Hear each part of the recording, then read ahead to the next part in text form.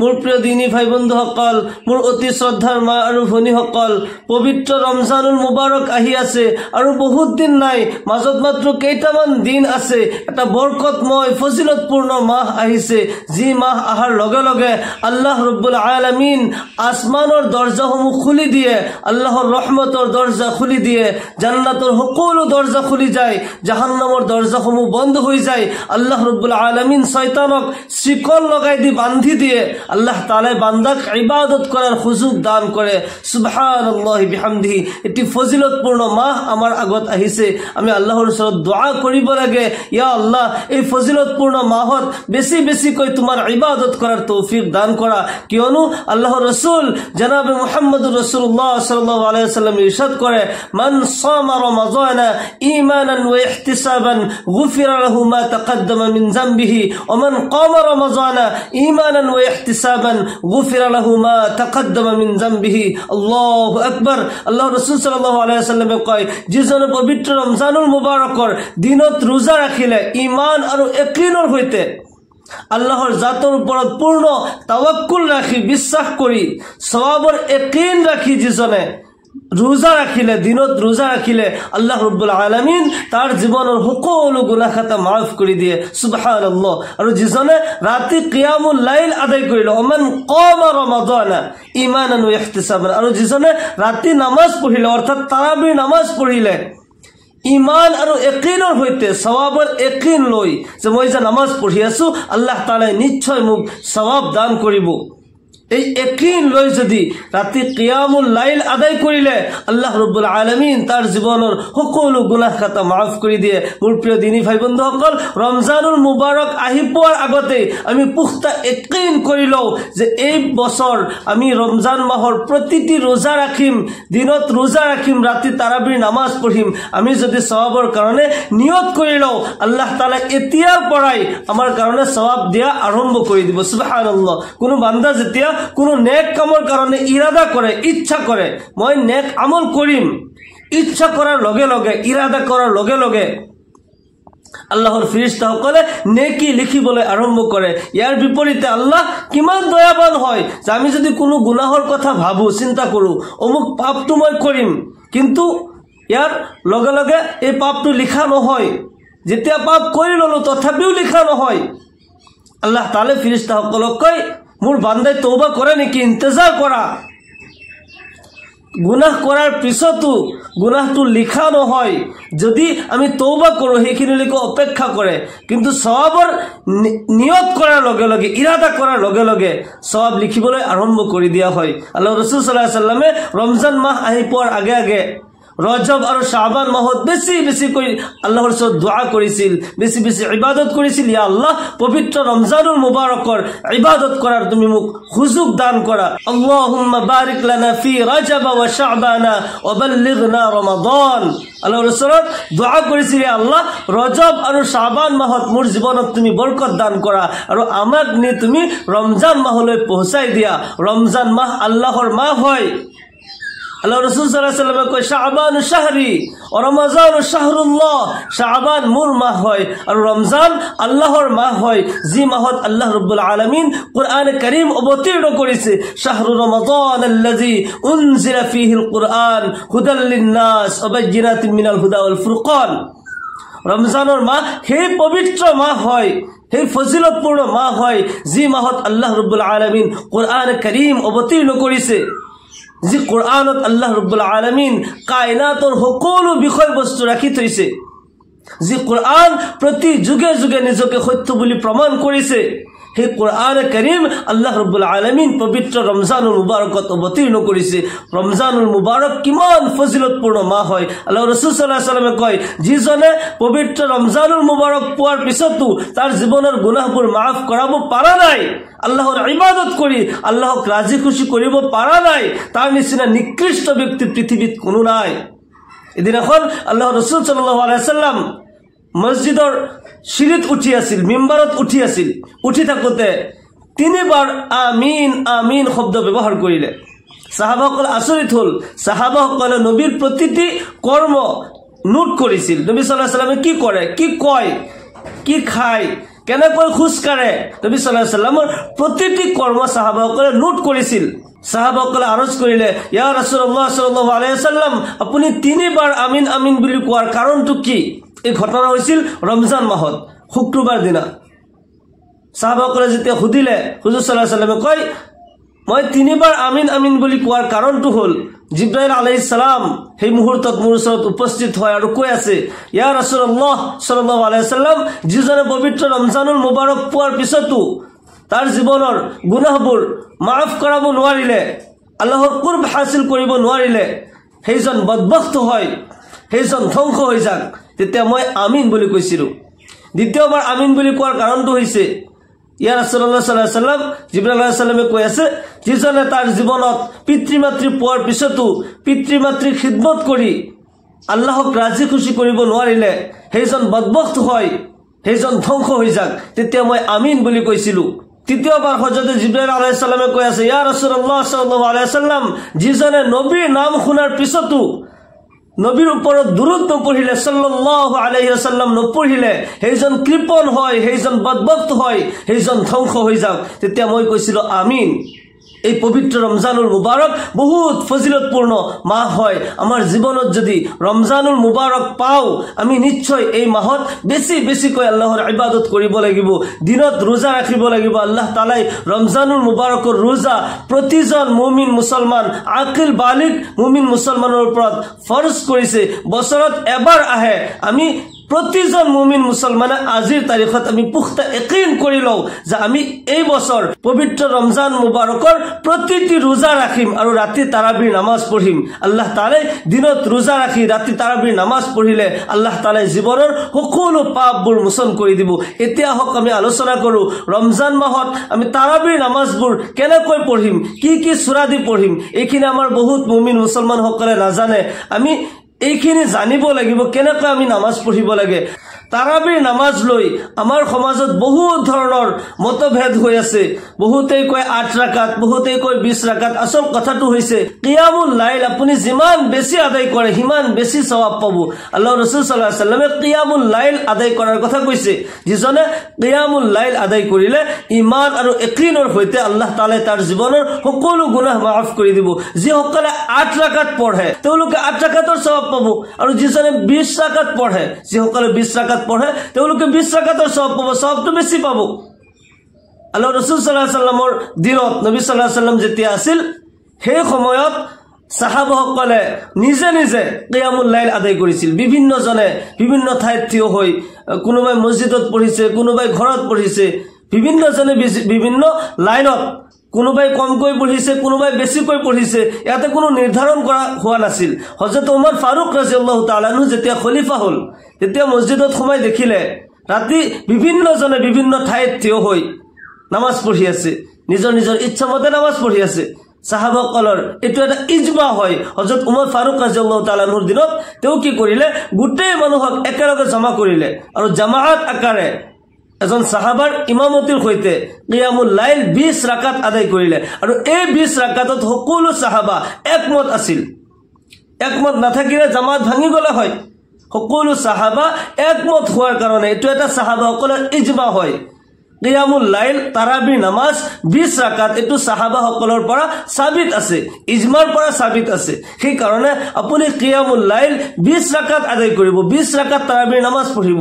তাৰাবিহ ইয়াৰ অৰ্থ হৈছে তাৰবিহাতুন, মানে অখফা কৰি কৰি, ৰেষ্ট কৰি কৰি নামাজ পঢ়া।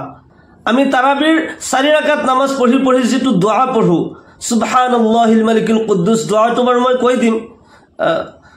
এই দোয়াটো যে পঢ়ো, ইয়াত আচল কথাটো হৈছে যে আমি অখফা কৰা, অলপমান ৰেষ্ট কৰি পেলাই, প্ৰথমতে 4 ৰাকাত পঢ়ি অলপমান ৰেষ্ট কৰিলোঁ, তাৰপিছত আকৌ 4 ৰাকাত পঢ়িলোঁ, অলপমান ৰেষ্ট কৰিলোঁ। এই ৰেষ্ট কৰাৰ সময়খিনিত কিবা এটা দোয়া ইস্তিগফাৰ কৰি থাকা, ইয়াতে কোনো এটা খাস দোয়া পঢ়িব লাগিব বুলি কথা নাই। কিন্তু এই দোয়াটো পঢ়িলে এইখিনি সময় যে বহি থাকিলোঁ, এই দোয়া পঢ়াৰ কাৰণে আমি সওয়াব পালোঁ, সেইকাৰণে এই দোয়াটো পঢ়িব লাগে। তাৰাবিৰ নামাজ 2 ৰাকাতৰ নিয়ত কৰি আমি 20 ৰাকাত নামাজ পঢ়িব লাগে। 4 ৰাকাতৰ মূৰে মূৰে কোন দোয়াটো পঢ়িব লাগিব মই এইটো কৈ দিম। শেষত মুনাজাত কেনেকৈ কৰিব লাগে এইখিনিও মই কৈ দিম। আমি তাৰাবিৰ নামাজৰ যেনিবা নিয়ত কৰিলোঁ, মই আল্লাহৰ ৱাস্তে 2 ৰাকাত তাৰাবিৰ সুন্নত নামাজ পঢ়ি আছোঁ, আল্লাহু আকবাৰ এনেকৈ নিয়ত কৰিলে হৈ গ'ল। আপোনাৰ মনত যদি এই বস্তুটো থাকে, নিয়তৰ অৰ্থ হৈছে আল কাসদু ওয়াল ইৰাদাতু, ইচ্ছা কৰা, সংকল্প কৰা।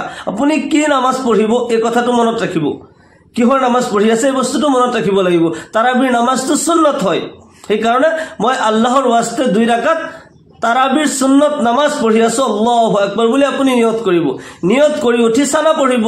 সানা পঢ়ি তাৰপিছত তাউজ তসমিয়া সূৰা ফাতিহা আৰু অন্য এটি সূৰা পঢ়িব।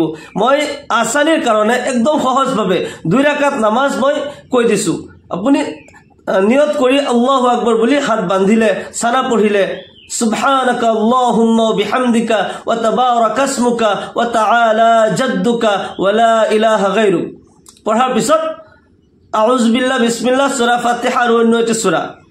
أعوذ بالله من الشيطان الرجيم بسم الله الرحمن الرحيم الحمد لله رب العالمين الرحمن الرحيم مالك يوم الدين إياك نعبد وإياك نستعين اهدنا الصراط المستقيم صراط الذين أنعمت عليهم غير المغضوب عليهم ولا الضالين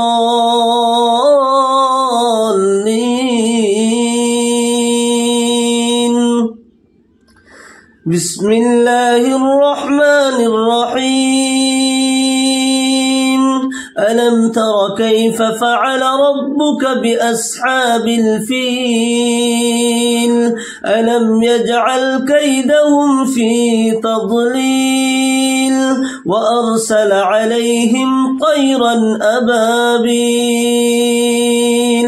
ترميهم بحجارة من سجيل فجعلهم كعصف مأكول কেরাত পঢ়াৰ পিছত আল্লাহু আকবাৰ বুলি ৰুকুত যাব। ৰুকুৰ তাসবিহ পঢ়িব সুবহান ৰাব্বিয়াল আযীম সুবহান ৰাব্বিয়াল আযীম সুবহান ৰাব্বিয়াল আযীম 3 বাৰ পঢ়িব। সামি আল্লাহু লিমান হামিদা কৈ কৈ থিয় হৈ যাব। থিয় হৈ তাতে পঢ়িব রব্বানা লাকাল হামদ। পঢ়াৰ পিছত আল্লাহু আকবাৰ বুলি সিজদা লৈ যাব। সিজদাৰ তাসবিহ পঢ়িব সুবহান ৰাব্বিয়াল আ'লা 3 বাৰ। তাৰপিছত আল্লাহু আকবাৰ বুলি বহিব। 2 সিজদাৰ মাজত জলসাত বহি এটা দোয়া আছে, এটো পঢ়িব আল্লাহুম্মা গফিৰলি ওয়াৰহামনি ওয়াহদিনি ওয়াৰজুকনি ওয়াআফিনি। পঢ়ি দ্বিতীয়বাৰ আকৌ সিজদাত যাব। সিজদাৰ তাসবিহ পঢ়িব সুবহান ৰাব্বিয়াল আ'লা 3 বাৰ পঢ়িব। আল্লাহু আকবার বুলি আকৌ থিয় হৈ যাব। থিয় হৈ সূরা ফাতিহা পঢ়িব আৰু প্ৰথম ৰাকাতত যদি আপুনি আলাম তাৰা পঢ়িছিলে, দ্বিতীয় ৰাকাতত লিইলাফি কুৰাইশ পঢ়িব। মই এই সূৰাটো পঢ়ি দিছো। প্ৰথম ৰাকাতত আৰম্ভণিতে আপুনি আউযু বিল্লাহ বিসমিল্লাহ দুইটাই পঢ়িছিলে আৰু দ্বিতীয় ৰাকাতত অকল বিসমিল্লাহ পঢ়ি আৰম্ভ কৰিব। বিসমিল্লাহিৰ ৰহমানিৰ ৰহিম আলহামদুলিল্লাহি ৰাব্বিল আলামিন আর রহমানির রহিম মালিকি ইয়াউমিদ্দিন إياك نعبد وإياك نستعين اهدنا الصراط المستقيم صراط الذين أنعمت عليهم غير المغضوب عليهم ولا الضالين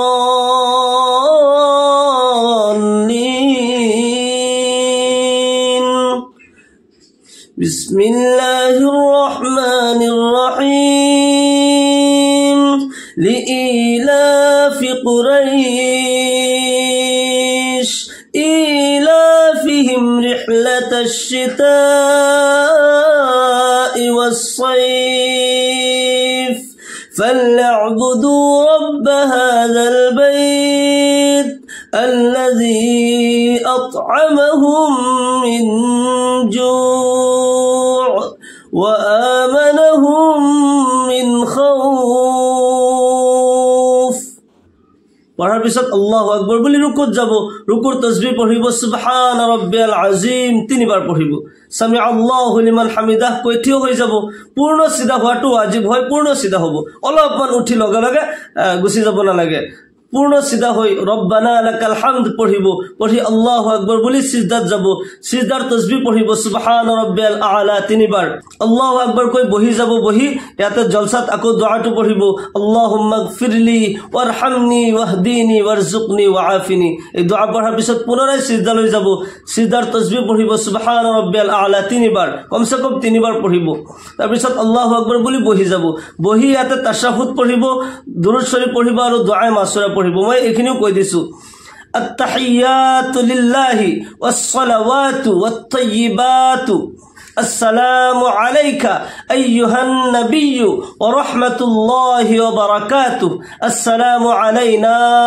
وعلى عباد الله الصالحين أشهد أن لا إله إلا الله وأشهد أن محمدا عبده ورسوله اللهم صل على محمد وعلى آل محمد كما صليت على إبراهيم وعلى آل إبراهيم إنك حميد مجيد اللهم بارك على محمد وعلى آل محمد كما باركت على إبراهيم وعلى آل إبراهيم إنك حميد مجيد তাৰপিছত দুআ মাসুৰা পঢ়িব আল্লাহুম্মা ইন্নী যালামতু নাফসি যুলমান কাসীরা ওয়া লা ইয়াগফিরুজ যুনুবা ইল্লা আনতা ফাগফিরলি মাগফিরাতাম মিন ইনদিকা ওয়ারহামনি ইন্নাকা আনতাল গফুরুর রহিম পঢ়াৰ পিছত সালাম ফিৰাই দিব আসসালামু আলাইকুম ওয়া ৰাহমাতুল্লাহ আসসালামু আলাইকুম ওয়া ৰাহমাতুল্লাহ এনেকৈ 2 ৰাকাত নামাজ পুৰা হৈ গল তাৰাবিৰ নামাজ বুলি যে বেছিকৈ নামাজ পঢ়িব লাগে সেই কাৰণে স্পিডত পঢ়িব এটো কথা নহয় নামাজ স্লো মোশনত পঢ়িব লাহে লাহে পঢ়িব বহুতে এনেকৈ পঢ়ে যে নিজেও শব্দখিনি বুজি নাপায় তাৰাবি মানে স্পিড এটো কথা নহয় স্পিড পঢ়িলে আপুনি বহুত স্পিড এনেকৈ পঢ়িছে যে আপুনি নিজেও বুজি নাপায় এনেকৈ যদি আপুনি 100 রাকাত নামাজ পঢ়ে কোনো ফায়দা নাই কোনো লাভ নাই স্লো মোশনত লাহে লাহে পঢ়িব আল্লাহ ৰাসূল সাল্লাল্লাহু আলাইহি ওয়াসাল্লামে এজন সাহাবা তো নামাজ পঢ়ি আছিল মসজিদৰ বাৰান্দাত নবী সাল্লাল্লাহু আলাইহি ওয়াসাল্লামৰ আহি সালাম দিলে তেওঁ কলে কুম ফাসাল্লি ফাইন্নাকা লাম তুসাল্লি উঠা নামাজ পঢ়া কিয় তুমি নামাজ পঢ়া নাই সাহাবাজনৰ নামাজ পঢ়ি নবীক সালাম দিবলৈ আহিছে নবী সাল্লাল্লাহু আলাইহি ওয়াসাল্লামে কয় তুমি নামাজ পঢ়ি লোৱা নামাজ তুমি পঢ়া নাই পুনৰাই নামাজ পঢ়িলে আকৌ হে একে কথা নবী সাল্লাল্লাহু আলাইহি ওয়াসাল্লামে কয় কুম ফাসাল্লি ফাইন্নাকা লাম তুসাল্লি তিয় হোৱা আকৌ নামাজ পঢ়া কিয় তুমি নামাজ পঢ়া নাই 3 বাৰ এনেকৈ যেতিয়া নামাজ পঢ়ি আহিলে সাহাবাজন ভাগৰি গল যে হুজুৰ কেনেকৈ পঢ়ি মই তো নাজানো বাৰে বাৰে ভুলে হৈ আছে আল্লাহ ৰাসূল সাল্লাল্লাহু আলাইহি ওয়াসাল্লামে কয় তুমি নামাজ যেতিয়া পঢ়িবা শান্ত সুস্থভাৱে ধীৰে ধীৰে পঢ়িবা বহুত খৰদৰ কৰি নহয় এক এক ৰুকুন ভালকৈ আদায় কৰিবা কেৰাত লাহে লাহে পঢ়িবা এটা এটা শব্দ যাতে তুমি বুজি পোৱা তাৰাবি বুলিয়ে পুৰা স্পিডত অলপ সময়ৰ ভিতৰতে নামাজ শেষ কৰি দিয়া হেতু কোনো নামাজ নহল নামাজ আপুনি 8 ৰাকাত পঢ়িছে 20 ৰাকাত পঢ়িছে যিমান পঢ়িছে লাহে লাহে পঢ়ক খুশুৰ হৈতে আপুনি নামাজ পঢ়ক লাহে ধীৰে নামাজ পঢ়ক আৰু 4 ৰাকাতৰ মুৰে মুৰে এতে বহি মনে মনে কোনোবাই যদি নাজানে সুবহানাল্লাহ পঢ়ি থাকিলেও হল এটা এটা ৰেষ্ট লোৱাৰ সময় আৰু এইখিনি সময়ত এটা দোয়া আছে এই দোয়াটো যদি পঢ়ে বেছি সওয়াব পাব সুবহানাল্লাহিল মালিকিল কুদ্দুস سبحان ذي الملك والملكوت سبحان ذي العزة والعزمة والقدرة والهيبة والكبرياء والجبروت سبحان الملك الحي الذي لا ينام ولا يموت أبدا أبدا سبوح قدوس ربنا ورب الملائكة والروح ما أقول هلا كويسو سبحان الله الملك القدوس سبحان ذي الملك والملكوت سبحان ذي العزة والعزمة والقدرة والهيبة والكبرياء والجبروت سبحان الملك الحي الذي لا ينام ولا يموت أبدا أبدا سبوح قدوس ربنا ورب الملائكة والروح এই দোৱাটো 4 ৰাকাতৰ মূৰে মূৰে পঢ়িব, মনে মনে পঢ়িব। যিসকল মছজিদত জামাতৰ সৈতে পঢ়ে ইমামৰ পিছত তেওঁলোকে মনে মনে পঢ়িব। সবেই জোৰে জোৰে পঢ়িলে মছজিদত এটা হুলস্থুলীয়া পৰিৱেশ হৈ যায়। আৰু অকলে পঢ়িলেও এই দোৱাটো মনে মনে পঢ়িব, অলপ সময় বহি এই দোৱাটো পঢ়িব। আৰু যদি এই দোৱা নাজানে মনে মনে অলপ সময় সুবহানাল্লাহ সুবহানাল্লাহ পঢ়ি থাকিলেও আপুনি সওয়াব পাব। গোটেই নামাজৰ শেষত আপুনি মুনাজাত যিকোনো দোৱা দি মুনাজাত কৰিব পাৰে। তথাপিও তাৰাবিৰ নামাজৰ শেষত এটা দোৱা স্পেচিয়ালি এই দোৱাটো কৰিব লাগে, এইটো মুনাজাত কৰিব লাগে। এই দোৱাটো হ'ল আপুনি হাত তুলি আল্লাহৰ ওচৰত দোৱা কৰিব, আল্লাহুম্মা ইন্না নাসআলুকাল জান্নাতা ওয়া নাউযু বিকা মিনান নার ইয়া খালিকাল জান্নাতা ওয়ান নার برحمتك يا عزيز يا غفار يا كريم يا ستار يا رحيم يا جبار يا خالق يا بار اللهم أجرنا من النار يا مجير يا مجير يا مجير کوئی برحمتك يا أرحم الراحمين کوئی দিব اللهم أجرنا من النار। এইখিনি বাক্য আপুনি 3 বাৰকৈ ক'লে বেছি ভাল হয়। এনেকৈ আপুনি দোৱা মুনাজাত কৰিব। আৰু এইখিনিৰ পিছত ভিতৰি নামাজটো গোটেই শেষত পঢ়িব। যিসকলে মছজিদত নামাজ পঢ়ে তেওঁলোকেতো জামাতৰ সৈতে নামাজ পঢ়িব, আৰু মা ভনীসকলে ঘৰত নামাজ পঢ়ে তেওঁলোকে ভিতৰি নামাজটো গোটেই শেষত পঢ়িব। প্ৰথমতে ইশাৰ নামাজ পঢ়িব, তাৰপিছত তাৰাবিৰ নামাজ, আৰু ইশাৰ নামাজৰ ভিতৰি নামাজটো ৰাখি থব, গোটেই শেষত ভিতৰি নামাজটো পঢ়িব। আল্লাহ ৰসুল সাল্লাল্লাহু আলাইহি ওয়াসাল্লামে ভিতৰি নামাজটো ৰাতি গোটেই নামাজৰ পিছত ভিতৰি নামাজটো পঢ়িছিল। এনেকৈ আপুনি দিনত ৰোজা ৰাখিব, ৰাতি তাৰাবিৰ নামাজ পঢ়িব। আল্লাহ ৰব্বুল আলামিন আপোনাৰ জীৱনৰ সকলো পাপ মোচন কৰি আপোনাক নিষ্পাপ মাসুম কৰি দিব। ৰমজান মাহ পোৱাৰ পিছতো যদি আমাৰ গুনাহবোৰ মাফ কৰাব নোৱাৰি তেন্তে আমাৰ দৰে নিকৃষ্ট মানুহ আৰু পৃথিৱীত নাই। আল্লাহ তাআলা আমাক এটা সুযোগ দিছে, বছৰৰ পিছত গোটেই 1 বছৰৰ পিছত এটা মাহ আহিছে, এটা পবিত্ৰ মাহ। এই মাহক আমি সন্মান জনাব লাগে। এই মাহত আমি ৰোজা প্ৰত্যেকজন মুমিন মুছলমানে ৰাখিব লাগে। কোনোবাই যদি কিবা কাৰণত ৰোজা ৰাখিব পৰা নাই, কিবা বেমাৰ আজাৰৰ কাৰণে, ৰোজদাৰৰ দৰে থাকিব লাগে। আৰু ৰোজদাৰৰ আগত এনেকুৱা অৱস্থাত থাকিব লাগে যে তেওঁলোকৰ আগত সাদা মাৰি থাকা, তামোল চুবাই থাকা, পান খাই থাকা, সিগাৰেট বিড়ি টানি থাকা, এইবোৰ যদি কৰা হয় ৰমজান মাহৰ বেইজ্জতি কৰা হ'ল, ৰোজদাৰক বেইজ্জতি কৰা হ'ল। আল্লাহ তাআলাই তেনেকুৱা ব্যক্তিৰ ওপৰত লানত কৰে। আল্লাহ তাআলা আমাক সকলোকে ৰমজান মাহৰ সন্মান জনোৱাৰ, ৰমজানৰ ৰোজা ৰাখাৰ আৰু তাৰাবিৰ নামাজ পঢ়াৰ তৌফিক দান কৰক। সকলোৱে কওক আল্লাহুম্মা আমিন। ওয়া আখিৰু দাওয়ানা আনিল হামদুলিল্লাহি ৰাব্বিল আলামিন। আসসালামু আলাইকুম ওয়া ৰাহমাতুল্লাহি ওয়া বাৰাকাতুহু।